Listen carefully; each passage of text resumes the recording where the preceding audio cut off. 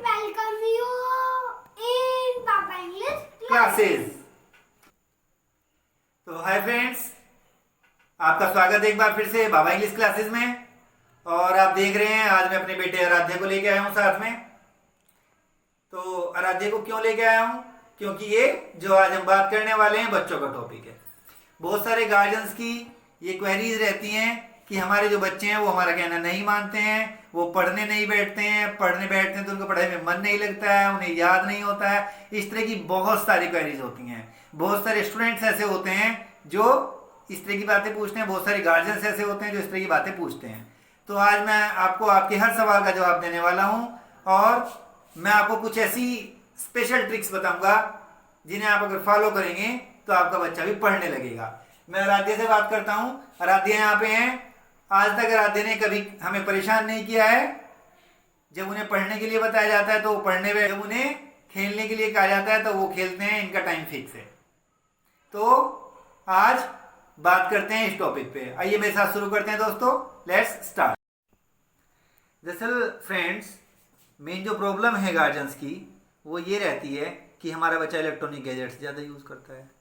जैसे mobile phone पे video देखता है, मोबाइल फ़ोन पे जो है वीडियो गेम खेलता है या टीवी देखता रहता है। इस तरह की प्रॉब्लम्स बहुत ज़्यादा आती है। तो ये प्रॉब्लम्स कहाँ से आती है? ये प्रॉब्लम्स वहाँ से आती है कि जब बच्चा बहुत छोटा था तो हमने उसे मोबाइल फ़ोन दे दिया। जैसे वो रोता था तो उसे वीडियो दिखानी शुरू कर दी। तो उससे क्या होता है, वो उनका इम्यून हो जाता है धीरे धीरे करके, और वो अपने कंफर्ट जोन से बाहर नहीं आना चाहता। क्योंकि आप कंफर्ट जोन को ऐसे समझ लीजिए जैसे कि आपके घर में एसी है। अगर मैं कहूँ किसी से कि भाई आपके घर में एसी चल रहा है और उसके बाद भी आप बाहर धूप में जाके 2 घंटे बैठ जाएं, तो क्या आप बैठ जाएंगे? बिल्कुल नहीं बैठेंगे। क्यों नहीं बैठेंगे? क्योंकि वो आपका कंफर्ट जोन है। वहाँ पे आपको जो है ज़्यादा रिलैक्स मिल रहा है, ज़्यादा आराम मिल रहा है, तो आप क्यों बैठेंगे बाहर जाके? लेकिन यदि आपके पास कोई काम है करने के लिए, आपके पास कोई टारगेट है, आपकी ड्यूटी है, तो आपको जाना ही पड़ेगा और आप जाते भी हैं। यानी आपकी जिम्मेदारी है जो आपको बाहर लेके जा रही है। आपके पास एक टारगेट है कि मुझे ये वाला काम करना है, तो आप करेंगे। उस समय पे आप एसी भी छोड़ देंगे और चीज़ें भी छोड़ देंगे, आपके घर के आराम जो है वो भी छोड़ देंगे। तो वही चीज़ें, वही जिम्मेदारी का एहसास हमें बच्चों को कराना पड़ेगा। और वो हम कैसे करा सकते हैं? वो हम ऐसे करा सकते हैं कि जब बच्चा जो है हमारे पास होता है और वो खेलना चाहता है तो हम उसे ये बताते हैं कि भाई देखो, आपको ये जो वर्क आपके स्कूल से मिला है या आपकी ट्यूशन से मिला है या घर का भी जो भी हाउस होल्ड वर्क भी हो सकता है कोई, जब आप ये वाला वर्क कर ले तो हम उसे ऐसा बता देते हैं कि बच्चे को कि भाई अगर आप ऐसा करेंगे तो हम आपको आपका जो फेवरेट टीवी सीरियल है वो भी देखने देंगे। यदि आपका कोई गेम खेलने का मन है वो भी आपको करने देंगे। यानी आपको एंटरटेनमेंट आप कर सकते हैं। लेकिन यदि आप ऐसा नहीं करेंगे, इन केस यदि आपने के ग्रेड्स इतने अच्छे नहीं आए या आपने अपना वर्क नहीं किया, तो हम आपको खेलने नहीं देंगे। अब इसमें 2 बातें होती हैं। कई बार गार्जियन क्या कहते हैं कि भाई हम ऐसा, आप ऐसा नहीं करेंगे तो हम ऐसा करेंगे। हमने उन्हें बोल तो दिया कि हम आपको ये वाला पनिशमेंट देंगे, कि आपको ये वाला गैजेट नहीं देंगे, ये वाला टीवी सीरियल नहीं देंगे। लेकिन हम क्या करते हैं, जब बारी आती है पनिशमेंट की तो हम उसमें थोड़ा सा कहीं ना कहीं कंसेशन कर देते हैं। तो बच्चे को क्या लगता है कि पापा तो मान जाते हैं, मम्मी तो मान जाती हैं। लेकिन आपको थोड़ा सा उसमें स्ट्रिक्ट होना पड़ता है, तभी बच्चे को उसकी आदत लगती है। फिर उसे पता लग जाता है, वो जान जाता है इस चीज़ को कि हाँ भाई, अगर मैंने ये वर्क कर लिया है तो इसके बाद मुझे अपना काम जो मैं एंटरटेनमेंट करना चाहता हूँ वो करने दिया जाएगा। यही रेस्पेक्ट है। आप उसकी रेस्पेक्ट करें, वो आपकी रेस्पेक्ट करेगा। एक बात। और दूसरा एक इजी सा जो एक और वे है वो क्या है? वो ये है कि हमारा माइंड साइकोलॉजिकली काम करता है। बिल्कुल मनोविज्ञान है सारा का सारा। जब हमें ये लगने लगता है ना किसी चीज़ का कि ये तो बड़ा मुश्किल है, ये हमसे होगा नहीं, तो वो 100% नहीं होगा। यानी बच्चे को हम इस बात का एहसास कराएं कि ये कार्य मुश्किल नहीं है, आप इसे आसानी से लर्न कर सकते हैं। राइटिंग आपकी अच्छी हो सकती है, आप एक बार कोशिश तो करें। एक छोटी सी बात है, देखो मैं आपको बताता हूँ। देखो एक मैं आपको दिखाता हूँ। देखो, इसे देखें, आप ध्यान से देखें। Here I can but it is difficult. I can मैं कर सकता हूँ पर यह मुश्किल है। आई कैन मैं कर सकता हूँ बट इट इज डिफिकल्ट, पर यह मुश्किल है। अब इस सेंटेंस को देखें, it is difficult but I can. It is difficult but I can, यानी मुश्किल तो है पर मैं इसे कर सकता हूँ, बस यही अंतर समझाना है बच्चे को। यानी इन दोनों में ये फ़र्क है कि I can but it is difficult, कि मैं कर सकता हूँ लेकिन मुश्किल है, यानी वो जो एक अंदर आत्मविश्वास, वो जो कॉन्फिडेंस, सेल्फ कॉन्फिडेंस आना चाहिए वो आ ही नहीं पा रहा है। ठीक है ना, वो जो सेल्फ कॉन्फिडेंस आना चाहिए वो आ नहीं पा रहा है। लेकिन इट इज़ डिफिकल्ट, ये मुश्किल है पर मैं कर सकता हूँ, बट आई कैन, यानी बच्चे को आप एक विश्वास दिला दें कि हाँ वो इसे कर सकता है, तो बस हो जाएगा। बच्चे को आपके तो दोस्तों बच्चे को आपके टाइम की ज़रूरत है।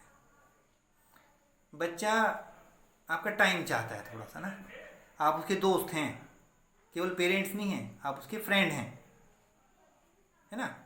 तो आपको क्या करना है कि जब उसे पढ़ने बैठाएंगे तो उसमें टाइम डिसिप्लिन का बहुत वैल्यू है, कंफर्ट वो साइलेंट जोन का बहुत महत्व है, बहुत इंपॉर्टेंट चीज़ें, दोनों चीज़ें मैंने बोली हैं। एक तो साइलेंट जोन, साइलेंट जोन क्या है, यदि मैं मोबाइल चला रहा हूँ, मोबाइल में वीडियो देख रहा हूँ, तो मोबाइल में वीडियो देख रहा हूँ, आप मेरे पड़ोस में बैठे हैं, बराबर में, बिल्कुल बराबर में बैठे हैं, तो आपकी नज़र, आप कुछ भी कर रहे हो बार बार उधर जाएगी, क्या कर रहे हैं सर। तो बच्चे से क्या एक्सपेक्ट करेंगे, बच्चा ऐसा नहीं करेगा।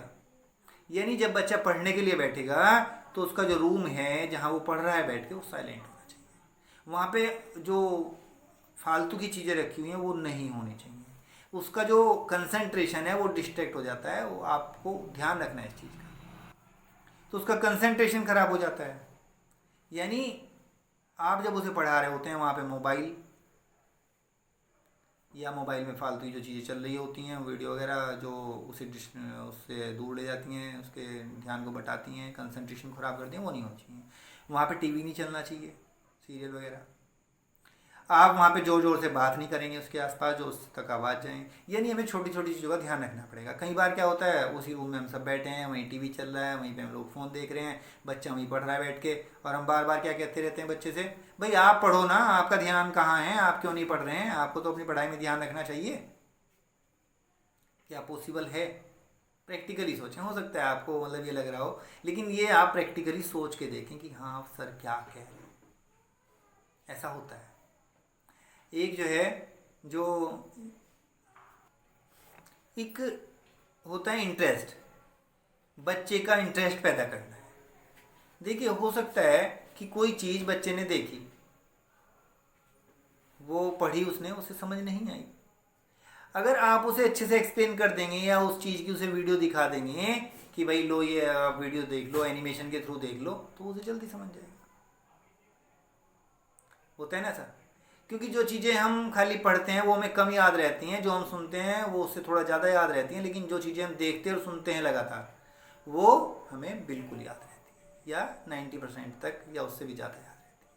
तो हमें उस चीज़ का ध्यान रखना चाहिए कि अगर उसका इंटरेस्ट है और वो टॉपिक उसकी समझ में नहीं आ रहा है तो उसे समझाने की कोशिश करें। हमें जानना चाहिए कि प्रॉब्लम कहाँ है, आखिर बच्चा समझ नहीं पा रहा है तो क्यों नहीं समझ पा रहा है। क्योंकि ना पढ़ने का एक सबसे बड़ा कारण पता क्या होता है, वो ये होता है कि बच्चे को स्कूल में वो जाता है, जब स्कूल जाता है उसे वो टॉपिक समझ नहीं आता है, समझ नहीं आता है तो वो पढ़ेगा क्या, क्या समझेगा वो, क्या करेगा वो। यानी उसे अगर वो चीज़ें क्लियर होंगी तो वो उसका जो इंटरेस्ट है वो उसमें लाई करेगा, है ना। तो आपको उसके इंटरेस्ट का भी ध्यान रखना है, तो आपको उसके रुचि का ध्यान रखना है और साथ ही समझ का ध्यान रखना है कि बच्चे की वो चीज़ जो उसे पढ़ाई जा रही है स्कूल में या ट्यूशन में या घर में, वो उसे क्लियर हो रही है, माइंड में समझ में आ रहा है, नहीं आ रहा है। अगर कंसेप्ट क्लियर नहीं हुआ है तो उसे पढ़ाने से कोई फ़ायदा नहीं, वो समझेगा ही नहीं। ठीक है ना, तो आपको ये बात ध्यान रखनी है। और एक ये कि जैसे कई बार क्या होता है, हमारे घर में कोई फ्रेंड आ जाता है, कोई रिलेटिव आ जाता है, या हम बच्चे को लेकर कहीं जाते हैं, ट्रेन बस में कहीं होते हैं, कहीं भी होते हैं, तो बहुत सारे गार्जियंस क्या करते हैं, बच्चे की निगेटिव इमेज बनानी शुरू कर देते हैं। ये तो जी बहुत शैतान है, बहुत वीडियो देखता है, तो बच्चे की निगेटिव इमेज बनती है, ये तो बहुत शैतान है जी, वीडियो देखता रहता है, मोबाइल में खेलता रहता है, टीवी देखता रहता है। तो बच्चे की जो निगेटिव इमेज क्रिएट हो जाती है दूसरे के सामने। अब बच्चे को ये पता लग गया कि तेरी इमेज निगेटिव क्रिएट हो गई है, अब उसे पता है कि भाई सबको पता तो लग ही गया, अब तू कितनी शैतानी कर ली। ये नहीं, हमें ये बताना पड़ेगा। अच्छा, प्रॉब्लम किस किस की है, बच्चे की और हमारे बीच की है। दूसरे को बताने से उसका सॉल्यूशन निकलेगा नहीं। तो बच्चे की इमेज पॉजिटिव बनाएं, बताएं कि भाई हमारा बेटा बहुत अच्छा है, कहना मान। तो आप अपने बच्चे की पॉजिटिव इमेज बनाएं, एक अच्छी इमेज बनाएं, सबके सामने बताएं कि आपका बच्चा बहुत अच्छा है, वो कहना मानता है, वो सारे कार्य ऐसे कर लेता है जो आप कहते हैं। तो उससे क्या होगा, बच्चे के अंदर भी एक कॉन्फिडेंस पैदा होगा, एक रिस्पेक्ट होगी कि हाँ भाई मेरी भी रिस्पेक्ट है, मुझे सब लोग समझते हैं कि हाँ भाई ये अच्छा है, तो मैं अच्छा बन के रहूँ, यानी वो अपनी इमेज के अकॉर्डिंगली वर्क करेगा। तो थोड़ी सी ये छोटी छोटी चीज़ें जो मैंने आपसे कही हैं, आप इन चीज़ों का ध्यान रखेंगे तो आपका बच्चा पढ़ने लगेगा। और दोस्तों, ये इस वीडियो का एक पार्ट है, क्योंकि बहुत सारी चीज़ें हैं तो सब एक चीज़ में बतानी संभव नहीं है। तो मैं नेक्स्ट वीडियो लेके आऊँगा तो उसमें भी आपको इसके बारे में बताऊँगा। और साथ ही अब हम लोग क्या इंग्लिश स्पीकिंग क्लासेस शुरू कर रहे हैं। तो अब गर्मियों की छुट्टियां हैं, इंग्लिश स्पीकिंग क्लासेस के लिए आप तैयार रहें। और मेरे चैनल को अभी तक आपने अगर सब्सक्राइब नहीं किया है तो प्लीज़ सब्सक्राइब कर दें और लाइक करें अगर ये वीडियो पसंद आया तो, और प्लीज़ शेयर तो ज़रूर करें। Please share this video with your friends, with your relatives, and we are going to start English speaking classes, I have told you. So please subscribe our channel. Thank you.